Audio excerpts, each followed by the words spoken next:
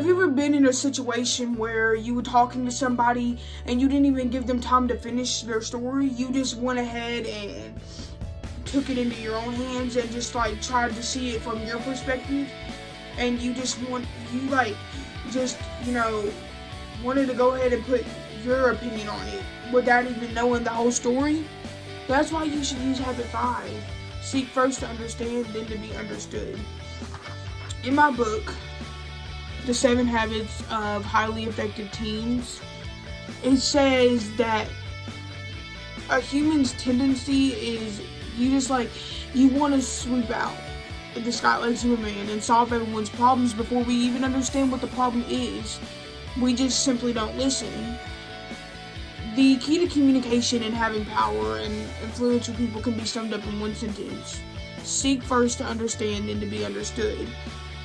In other words, listen first and talk second. If you can learn this simple habit, you're going to be able to see things from another point of view and not just your own. It's going to be a whole new world of understanding. Why is this habit the key to communication? It's because the deepest need of every human heart is to be understood. Everyone wants to be respected and valued for who they are, a unique, one-of-a-kind, and never-to-be-cloned individual. People won't expose their soft centers until they feel genuine love and understanding. And once they feel it, however, they will tell you more than they want to hear. So just listen first, and then maybe put your opinion on it. But don't be worried about it. To understand someone, you must listen to them.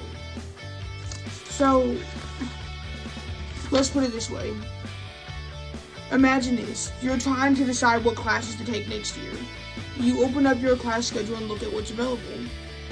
Let's see. Geometry, creative writing, beginning speech, English, literature, listening. Wait a minute.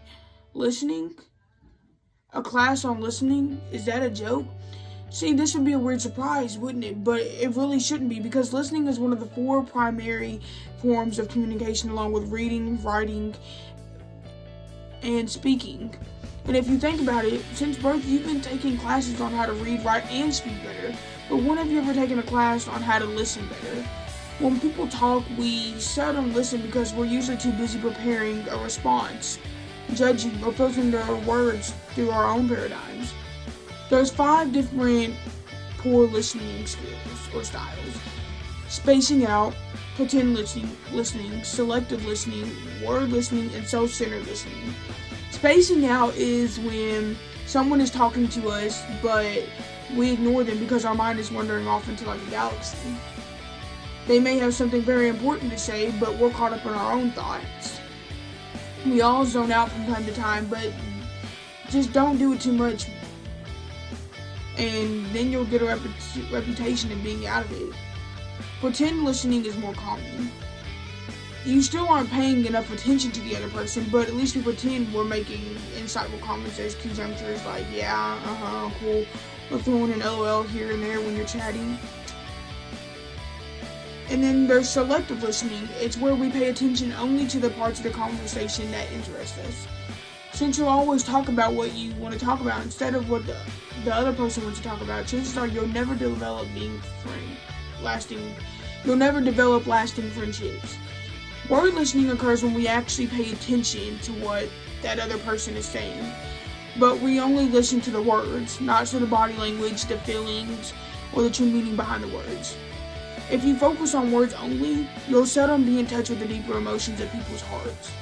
And self-centered listening happens when we see everything from our own point of view. Instead of standing in another's shoes, we want them to stand in ours. When we listen from our point of view, we usually reply in one of 3 ways, all of which make the other person immediately close up. We judge, we advise, and we probe.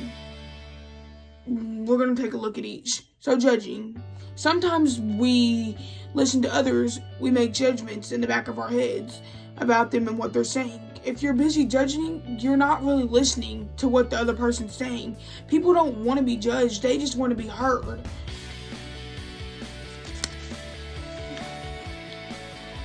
And then there's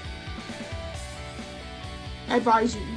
This is when we give advice drawn from our own experience. Like this person. This person was when I was your age speech you often get from your elders. A sister who needs a listening ear says to her brother, "I hate our new school.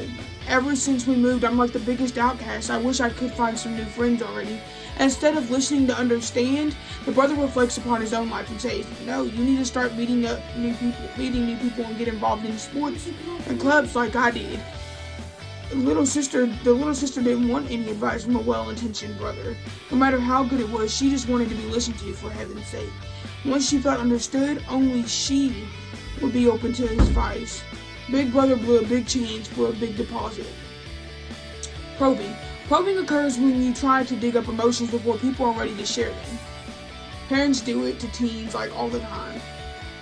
Your mom, with every good intention, tries to find out what's going on in your life. But since you're not ready to talk, her attempts feel intrusive, so you shut her out. No one likes to be interrogated. If you're asking a lot of questions and not getting very far, you're probably probing. Sometimes people just aren't prepared to open up and don't feel like talking. Maybe it's because they're not close enough to you, or they just don't feel comfortable talking about certain things. So learn to be a great listener and offer an open ear when the time's right. Then there's genuine listening. So much of our communication happens through text, messaging, or online. But I think if you have something major to say it in person. That way someone won't take it in a wrong way.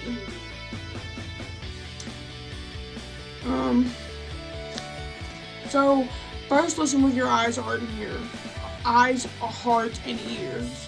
Listening with just your ears isn't good enough because only 7% of communication is contained in the words we use. The rest comes from body language, which is 53%, and how we say words, or the tone and feeling reflected in our voice, is 40%. So, for example, notice how you can change the meaning of a sentence just by emphasizing a different word. I didn't say you had an attitude problem. I didn't say you had an attitude problem. I didn't say you had an attitude problem. See? That's why when you have something major to say, it's just better to do it in person rather than texting or online, so the other person really understands what you mean.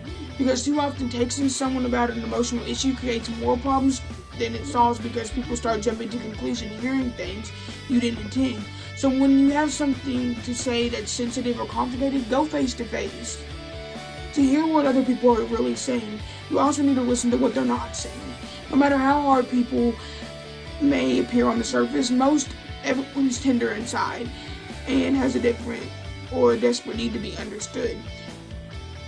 So instead of jumping to conclusions, trying to judge, or just trying to see things from your point of view, listen first. Get the whole story, the whole idea, the whole problem. It'll help you in the long run. So that is what Habit 5 is about, and I definitely recommend this book, by the way. So I'll be back this weekend. Bye.